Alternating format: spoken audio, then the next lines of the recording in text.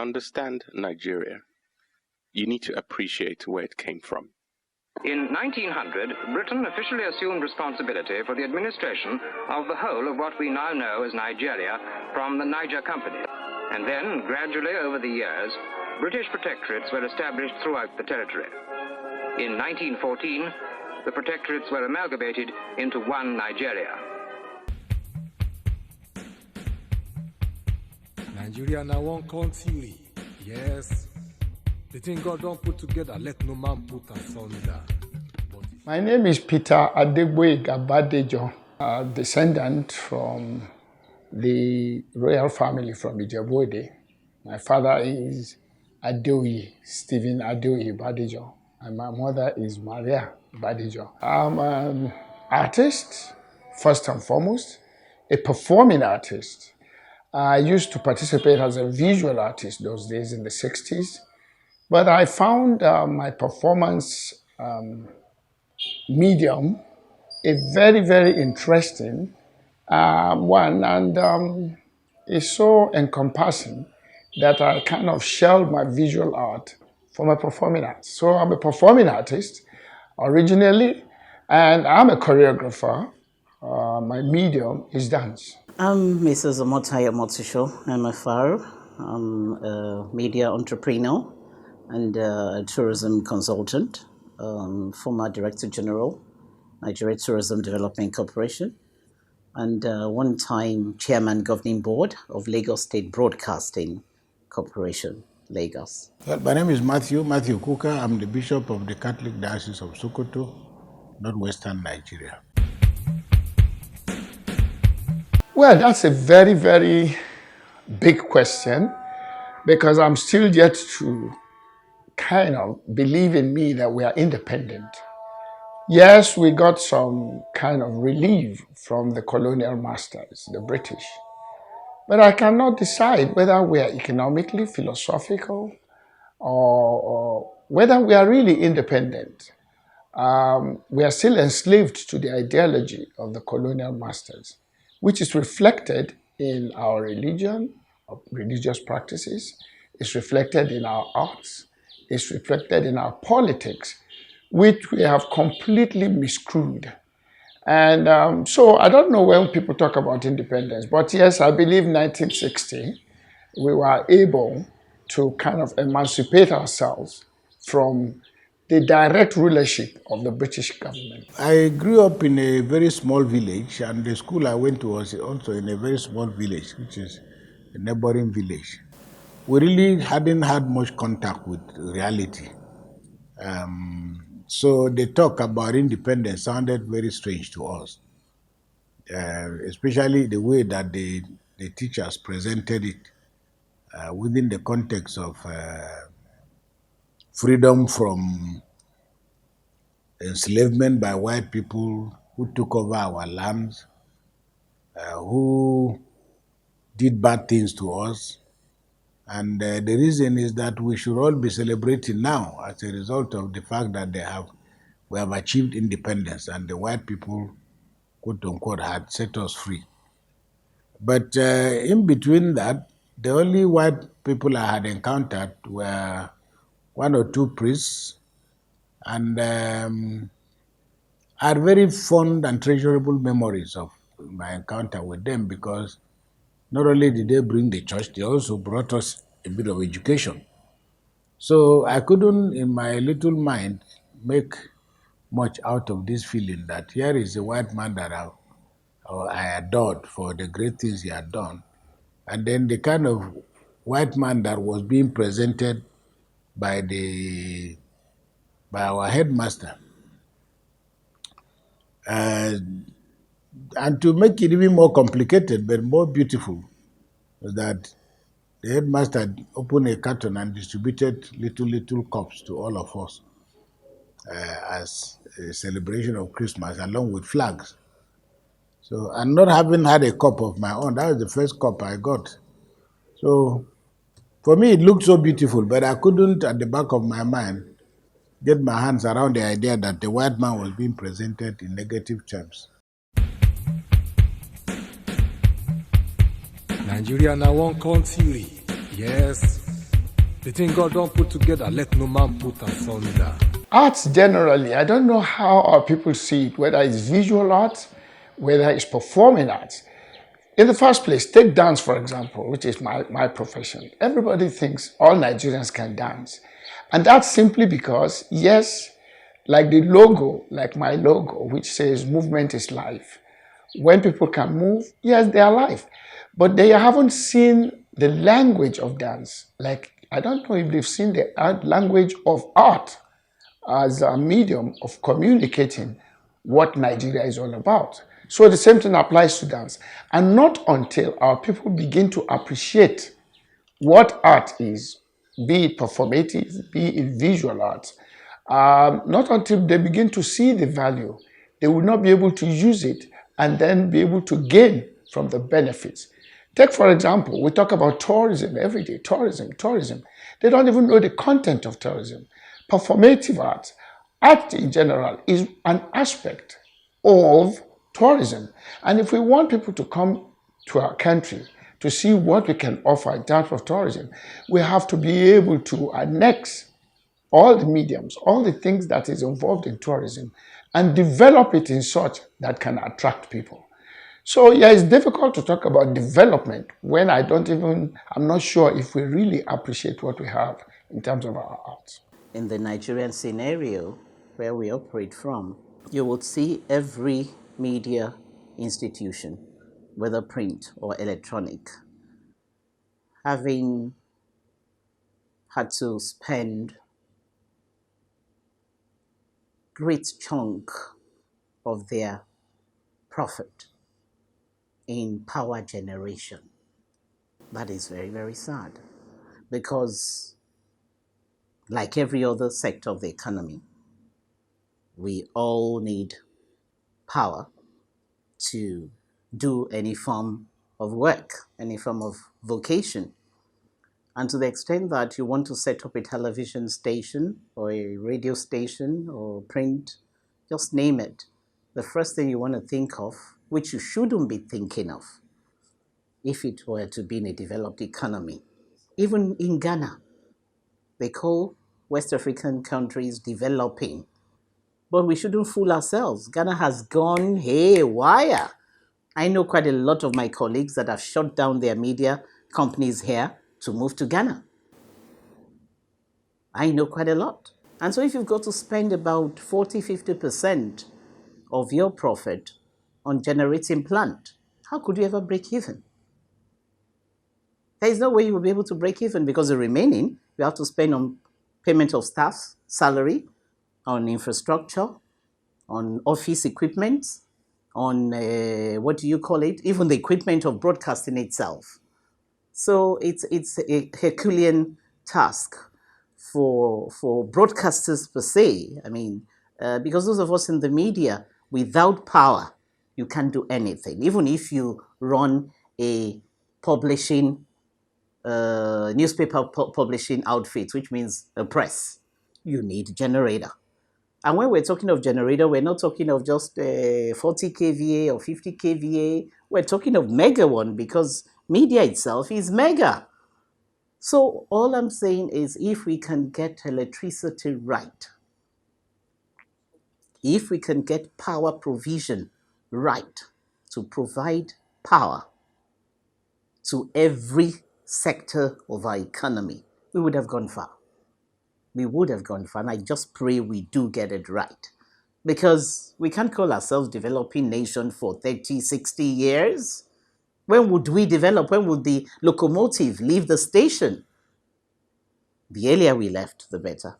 Well, the first thing is something I should have added. In his independence speech on October 1st, 1960, our Prime Minister then, Sir Abubakar Tafawa Balewa, acknowledged the huge contribution made by the church in the area of education and health. It's a pity that this partnership didn't survive the new state. And the result is that we could have improved on the quality of that partnership to improve the welfare and lives of our people. Now, almost directly from that, flowing from that, is the fact that in 1970, after the end of the Civil War, the government decided on this policy of gradual takeover of schools, which then created a completely different environment where schools became highly secularized. The church was involved in building secular schools, quite all right. But there was a high dosage of moral content, not necessarily doctrinaire, but there was a lot of concern about teaching people to be good citizens, imbuing people with Christian values without necessarily making them Christians. So there was that contribution. But once the schools fell into government hands, they were no longer supervised by the church. The result was that morality became lax. Teachers fell back to the bad ways that were prevalent at that time. Promotion became politics. And people gradually, over time, literally stopped subscribing to discipline because all kinds of things began to filter into the system. The result is what we have today. That is that you have a nation where the issue of public morality is on free fall. Now, it is easy for people to blame Nigeria for being a praying church, a praying society or whatever, and that religion has become a problem. Well, that's a luxury. I say it's a luxury because millions of Nigerians do really, truly take religion seriously. Okay? It's not everybody who is playing around just trying to make money. There are people who are trying to make money in different ways in Nigeria. Okay? They are selling fake pure water. They are selling fake things in the market, whether they are women measuring gari and selling. So that culture of rot is prevalent, and that's why you're also finding people who have crossed over to the church, people who are really ill-equipped to play this role. But because you have a society where things are not working, people are doing what ordinary human beings will always do, and they've done through history, to co-opt history as a source of comfort, and comfort that is not just ephemeral. It's something that people, as I said, take very seriously. So it's not so much a question of that you have an either-or scenario. No, that people are genuinely committed to their faith, and I always say, if they break the law, the state should have a mechanism for punishing people for breaking the law, not because of religion.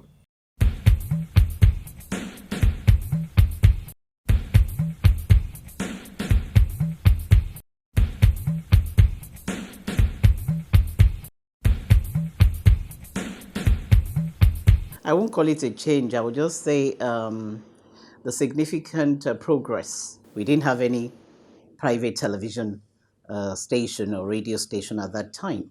Over 30 years, I've been producing our popular flagship, Towards a Greater Nigeria, on television. It is significant that Christianity was here, and in many parts of what is now modern Nigeria, 100 or 200 years before the colonial state or even the coming of the British. So we were here before the British colonial rule. But I think the difficulty in particular that the Catholic Church has had to deal with even up till now is an identity problem. The white people were white, the missionaries were white, and especially here in northern Nigeria, and within the context of socialist or Marxist view of politics at that time, people tended to see the church as being part and parcel of the colonial state. And there are those who have argued that, well, Christianity came to pacify the Africans and reduce their tendency towards violence by presenting them the gospel, which then softened them. This is a skewed narrative. But in all, they were pathfinders to modern Nigeria, because it is the children who went to most of these schools that came back and became occupied high positions in the military, in the police, in the civil service, and in politics. Well, very interesting question too, because when you talk about the arts generally, I see how it reflects in the total life and existence of our people. Because creativity in the arts is creativity in the government, is creativity in anything that we do. But we seem not to have really progressed that much in my profession and in other professions that I've seen. We have not been able to really hold things by the neck and really make things Nigerian. We even seem to be losing our culture and our tradition, which is not reflected in our way of life. So in my art, luckily for me, I've been quite a number of places. I got an OBE from the Queen for my contribution to the practice of Nigerian dance, African dance, and its contemporaneous in Britain. But I don't know if I had been here all then, whether that such recognition can be made. So it's very disheartening that I don't think we have really moved in terms of making our art speak the language and really enact what Nigerians are. I know Nigeria is a complex country, but the individual groups that make up Nigeria have a lot to say about self and have a lot to offer about self for both the Nigerians and outside the country.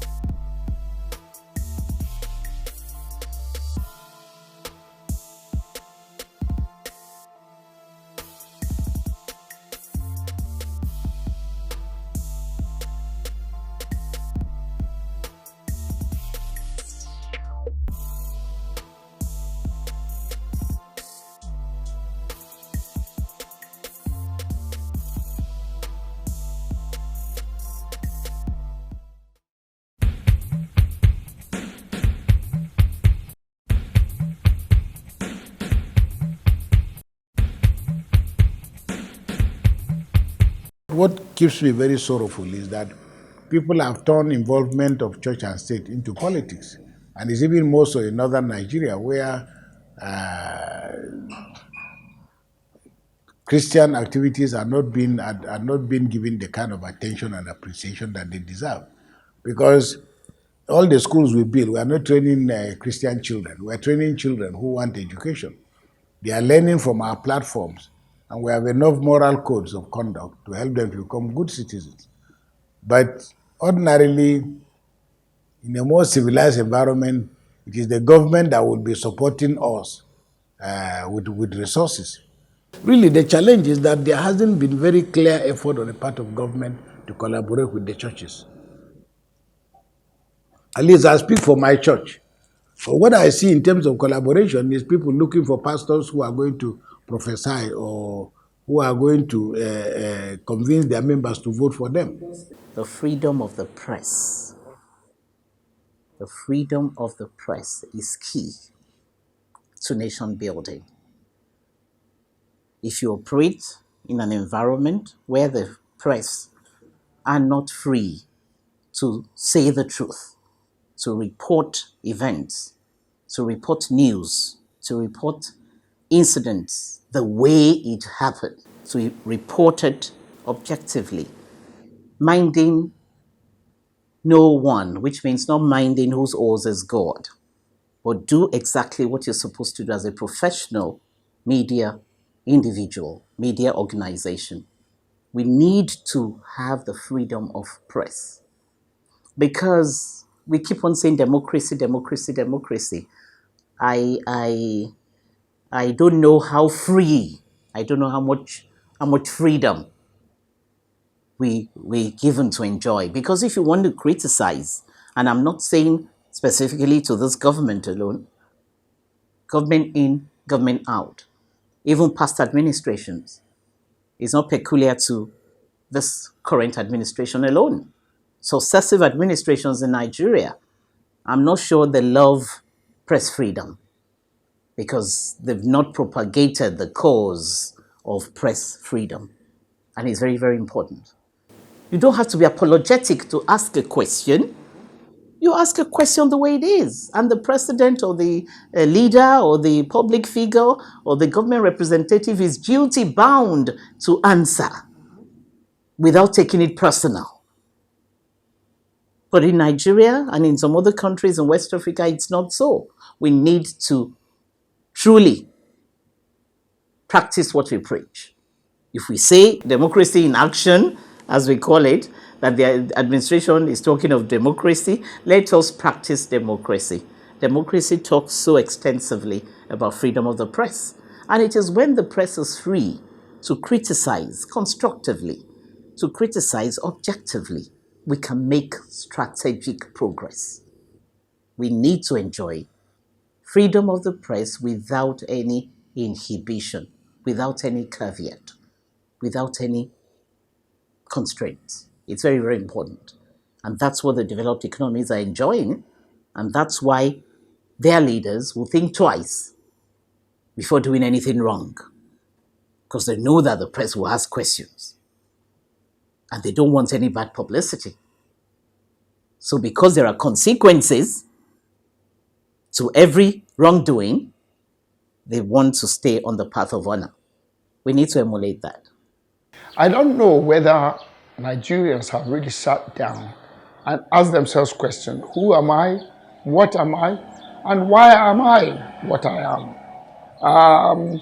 And that's why all of a sudden we are like a valuable tree that doesn't have a taproot. And when the wind of cultural influence from other places blow through, we just follow. That's a shame. For example, I don't know, people value money so much in this country that they don't mind terminating other people's lives. I think that's not an African thing. That's not a Yoruba thing. That's not a Hausa thing. But it's because we got this influence from other places and we practice. And that goes even for every other thing, even the arts, even the clothing we wear. Look at the way it is now. You go out to see how people see. We are in shirts, we are in three-piece suit in this heat. When will we examine self and say, weather-wise, those suits don't suit us. It doesn't do us any good. But we just wear it simply because we are imitating, we are copying. We have not examined self. That's what I mean by self. You've got to know yourself, what is good for you, what is good for your environment, and what is good for your country. And then by doing that, you'll be able to adapt what you do on a daily basis to suit what your needs are, rather than copy. You look at this, what do we produce here? We don't produce anything. Even the things we produce, look at our institutions. It's beginning to become very questionable. A lot of what we are taught is westernized. We haven't really have time to really examine what are the needs of our people and tailor our institutions towards it. It's not enough to just say we have 2, 3, 4, 5 degrees, but what are the degrees for? We don't practice anything. Look at our polytechnics. Polytechnics are all of a sudden are fighting for certificates, are working because they all want to have certificates. They want to have degrees. Degrees in what? We have loads and loads of degrees unpracticable in most institutions. Why? It's because we haven't examined self. And institutions that would have been created, for example, in my profession, in the arts, arts really started with workshops in this country. It's not in the institutions. I remember, I think I was reading about the visual art that was started in Ekiti, in Oye Ekiti, in 1947. It was established by the Christian fellowship, by Catholics and I think Anglicans. Yeah, they have a reason for doing that. They want to use it so that they can get closer to the people. But our people begin to then change their own images sometimes to even suit what the white people want them to carve. Even though the most free profession in the world is the art profession, where you can express yourself from the inner rather than from the outer. But we haven't been able to use those expressions to tell our own story. And I'm glad that a kind of project of this nature might be able to help us to re-examine self.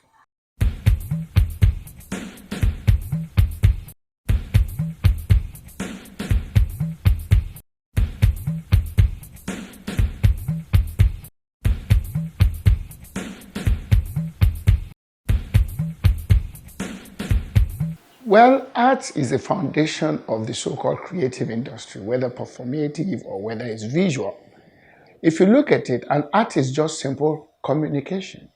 It's looking at the medium within the art, whether it's sculpting, whether it's painting, whether it's dancing, whether it's drama, to be able to kind of communicate to people through it. That's why the content of whatever we produce in the arts is very important. How do we want people to see us? What kind of message you want to transfer to the people? What kind of message do you want people to see, to know about yourself? What are the things you can put out to people that will change their attitude towards themselves and towards their existence? The creative industry is big. I mean, if you look at even fashion, Nigeria, we have Africa and Nigeria especially, we have really influenced a lot of fashion in the world today. And we have models to prove it. We have institutions even to prove it. And the same thing applies to performing arts. Today, I was in Britain. I left for Britain about 26 years ago. And when I practiced my art through the company I started, Badijo Arts, which I started in 1990, in 2001, the Queen of England awarded me an honor of the Order of British Empire for my contribution to the art and practice of dance, African and contemporary African dance, for my contributions. These are laudable events, and there are lots of Nigerians across the world that are doing great things, even from this creative industry that we started in Nigeria. Well, the impact is everywhere because, as I said, the first generation, second generation, third generation, up till today, of people who are in public service and are doing very well are children of the church. They include Muslims. They include people from different backgrounds. One place that showed this perfect example is Anambra State, and what Peter Obi did in Anambra State, where the progress is measurable. Measurable in the sense that he takes over as governor with Anambra taking 27 position, or whatever the case may be. Now, he's able to show when Anambra began to take first, second position. Secondly, that is tied to his return of schools. Now, you can measure that output, but even more importantly, and secondly, is the question that the cost of running education became extraordinarily cheap, because he himself confessed that the money he gave for the building of a classroom, the money he gave for the building of a clinic, whatever, he found that he was still able to save, because the sisters and priests were bringing back money to say, these classrooms cost us only 70 million, whereas what was budgeted for was 200 million. You hear all these stories, all over the place. So what I'm saying in effect is that you can measure the impact. It's not something that is speculative. So, and my idea is that if other states imitated those kind of things and began to find the best way to collaborate with churches, because the Catholic Church has about 2,000 years of experience in doing all this, not in the way and manner that it is now.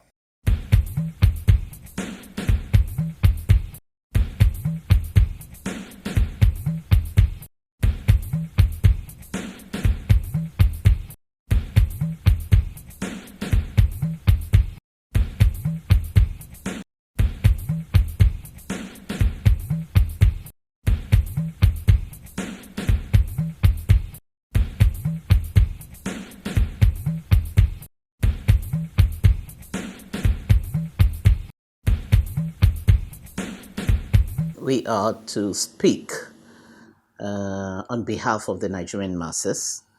We are to analyze policies of government and dissect it and see the effective monitoring and implementation of the policies.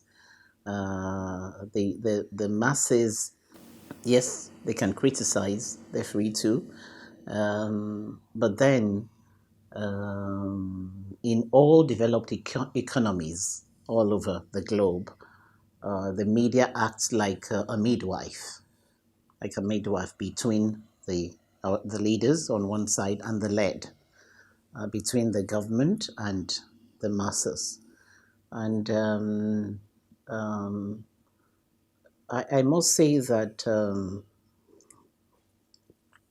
the Nigerian media has been a little, how would I put it now, a little drawn back, really taken aback, because in comparison to how vocal the media, the media has been in developed economies, we're not vocal enough. And I did say earlier on that maybe because we also know that we're not enjoying enough. That might be the reason, but that shouldn't be. There must be freedom of speech. All our TV stations, all professional broadcasters running one form of media or the other. It could be television, it could be radio, it could be print. It's high time we realize that as media entrepreneurs, we must be as vocal as we should be, because the masses may not be able to talk, the masses may not be able to dissect or analyze an editorial or an event or current affairs. We should be able to do that. And I did say responsibly too, in a way that you can criticize the government, or you criticize constructively. You're not supposed to criticize in a form that you will cause mayhem or chaos or protest in the polity. That's not good for progress. That's why I said, we must be more visible, we must be more vocal, we must be more audacious, but doing it also responsibly, in a way that it adds value to our entire being and our nation, not in a way that it destroys. This would have been much more discernible and pronounced if you had a state that is ready to work closely with the church. Okay? It took President George Bush in America, George Bush Jr., to put out the fact that, look, we need to work with the church. Because they're realizing that at the level of the kind of welfare that they want to create for citizens, the church is the most well placed to deal with these things. So if you talk about contribution, we don't have a police force, we don't have an employment agency, we only do the best we can. Like I told a community when I went for confirmation, and I said, oh, come and build a school for us. I said, no, I didn't come to Sokoto to build schools. If it was to build schools, I'm not the one you need. I've come to try and see if I can work on saving your soul. If in the process I realize that building a school is necessary, I'll build a school, but I'm not going to build a school simply because you want me to build a school so that you be like other people. The development of Nigeria from 60 to now can tell, you can see the creative aspect of our people. However, we tend to lose it, like I said, if our tree does not have a taproot that is stable. We will have cultural and art influences from other cultures come and blow us off. Take the music industry, for example. Wherever you go to today, Afrobeat is recognized. The dances that come with it are recognized. People copy it. People do all sorts of development of it outside the country. Yes, that's some kind of development, but we don't have the industry ourselves here. We need to create those industries. And Nigeria, maybe when the dependent in oil funding is over, maybe we'll be able to look down and say, let's approach our creative industry and really develop our artists and develop the creative industry. And it's a source of making wealth for the country. So in another 10, 20 years, you'll be surprised where this country can be if we really tap the possibilities, the resources, what is available in our creative industry. But first, we must and we will have to invest. So we don't even have to go 100 years before we see the benefit. 10, 20 years, 2 decades is a lot.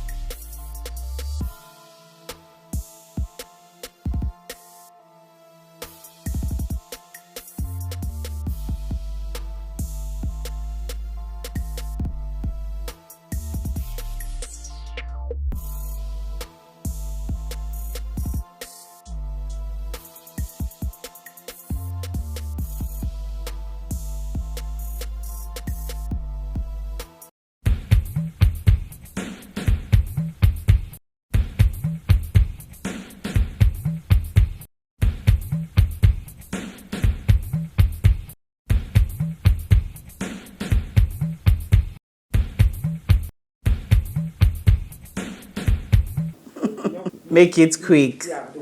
So my advice to the young ones that want to be like us, like the veterans, broadcasters, you want to be like Ms. Omotosho, you want to be like John Momo, you want to be like Bisi Olatilo, you want to be like Raymond Dopresi, you want to be like Eugenia Abu, you want to be like Auntie Julie Coca, just mention it. We all have paid our dues. And paying our dues was not an easy price at all. And it wasn't a child's play. It wasn't easy at all. It wasn't a bed of roses. But it entailed a lot of discipline, focus, painstaking. You must be ready to be painstaking. You must be ready to be disciplined. You must be ready to be focused. You must be resilient. You must be God-fearing so that you do it on the path of honor.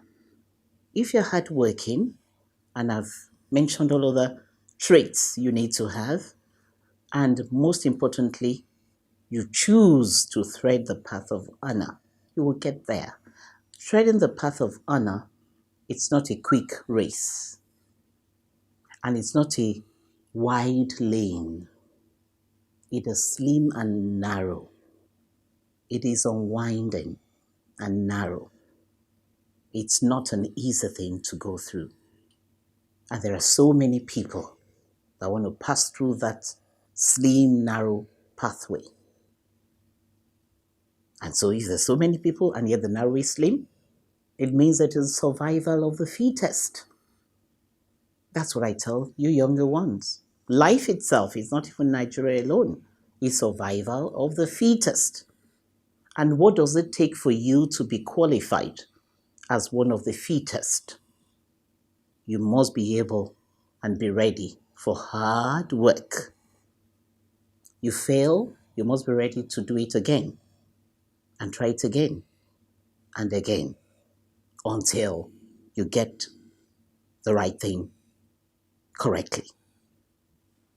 You must be able to, how would I put it now? Endure.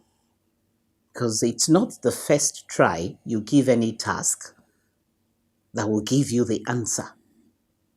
You may not get the answer. That's why I said correctly. For you to get it correctly, it might be 2-3 trials before you get to the result you want. So you must be resilient. And for you again to qualify as one of the fittest, you cannot afford to be like the Joneses. If you want to build a house very quickly, you build on sand. You can finish very quickly, but it will not stand. You know, there's nothing that is easy. Absolutely nothing. And what I hear with young people is this aggressive wish to make money as quickly as possible. But in the final analysis, young people are not, they don't find the Catholic Church sufficiently attractive because they say, they are not teaching, they are not helping us to acquire skill, to get jobs, to grow. All these are legitimate, but that's not supposed to be the role of the church. Even if the church did that, it will do it tangentially. Get rich quick is a virus. And impatience is another virus. I don't know. The young people these days, they do not calculate in life. They want what actually they are not up to the point of achieving. They want to ride big cars, they want to ride planes, they want to get this, they want to get that. Some don't even want to do any work, you know? I mean, without naming names of organizations like Yahoo and others. But even in your house, at home, if people are not careful, children are imbibing this influence from outside, where they don't want to do anything. And it applies to our profession. In dance is a lot of work.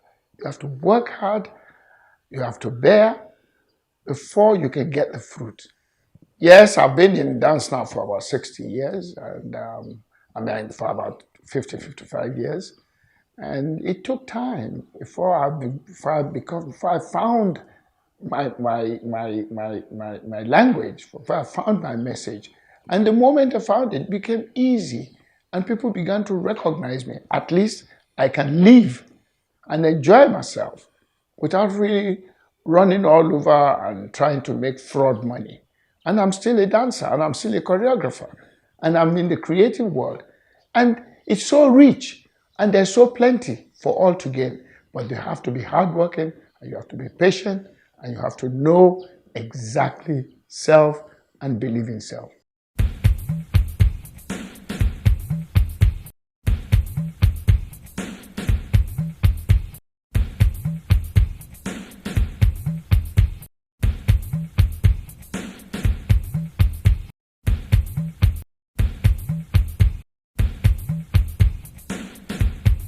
Well, mentorship actually, I think, is a new word for apprenticeship. It's like putting one behind the other. I think in the arts especially, you need a mentor. You need apprenticeship. First, through observation, you have to observe someone's work and live with them and imbibe their philosophy, the philosophy of their work. And then at the same time, they are there to teach you, one, how to be independent. And at the same time, the mentor also has to show you how they got to where they are, so that you'll be able to forge your own future and make your own philosophy and believe in it. So it's very, very, very important to have mentors. And there are quite a number of mentors around. But these days, things are very difficult. And you have to trust your mentor. And your mentor has to be able to trust you too. But quite a number of people these days can't even wait for mentorship or for mentoring, or call it simple apprenticeship. And if you don't serve other people, you can't serve yourself, you know. And there are lots of things you can't just learn from the book. You have to live by it, imbibe it, and live with people who have been through it. Experiential is very interesting, and it's very, very important. And with me, if I'm stable enough in the country, if I don't travel a lot, because the mentorship is not something of a day or two. For example, I'm developing what I call Batabade, which is Batabade is a system of notation and codification of African dance. We have a lot of African dance forms, but we don't have techniques like they do in the West. They have Laban technique, they have ballet, they have jazz, they have all sorts of techniques in the West. And it takes time. It's not something someone can just pluck from the tree. So for someone to learn the philosophy and what it takes to develop a technique, one needs to work with a mentor.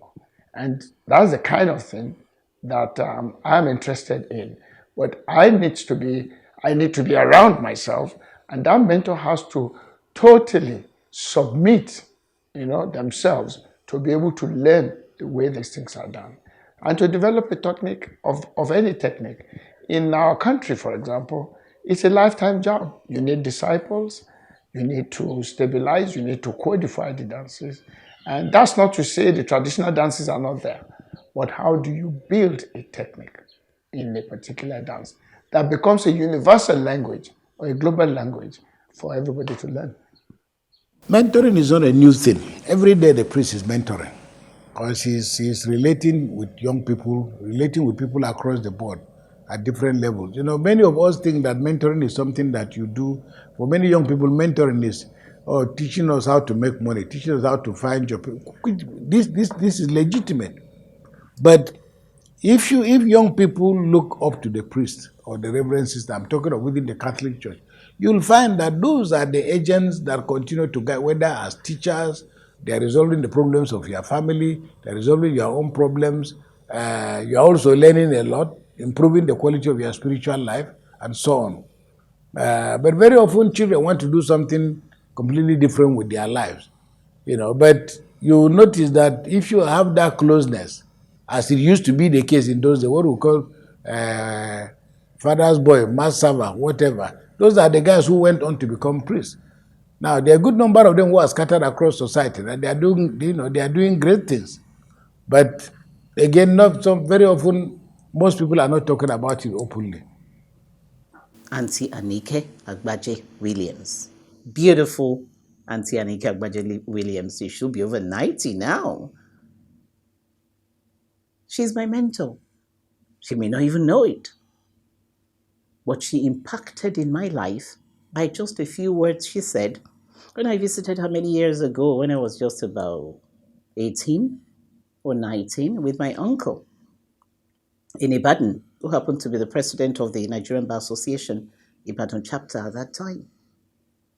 And so we went to see her. She got talking with my uncle, and I greeted her. And uncle asked me a question in her presence. I said, "Oh, you have a beautiful voice. Young girl, what do you want to become when you grow up?" I just smiled. I'm not sure yet,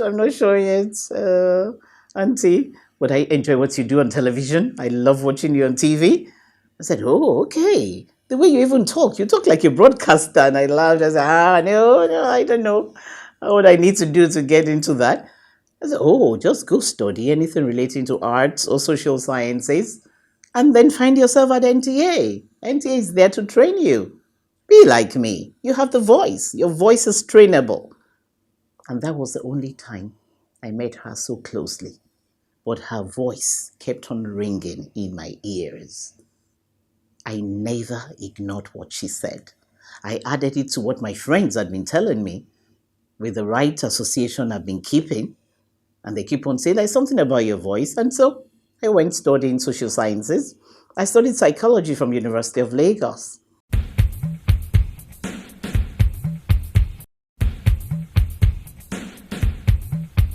It's not so much a Nigeria I want to see. It should be a Nigeria that you want to see. The Nigeria I want to see may not necessarily be the same with the Nigeria that you want to see. Okay, maybe the Nigeria somebody wants to see is the Nigeria that enables his children to go to school safely. He doesn't have to worry. A school that he wants to give his children education he can afford. The kind of Nigeria people want to see is different from the kind of Nigeria the criminals want to see. But my argument is all of us must keep improving and improving on ourselves so that those coming behind us can and should do better. If you go back to 1960, when we got our independence, there are black and white films, documentaries of the people's attitude towards independence. The way they look, their costumes, their attitude. You can even see the Nigerian attitude towards people, how they respected one another. I hope we don't lose that, because if we lose that, we lose self. We're hoping that at 16, Nigeria will be able to reflect on what the past is and be able to amend.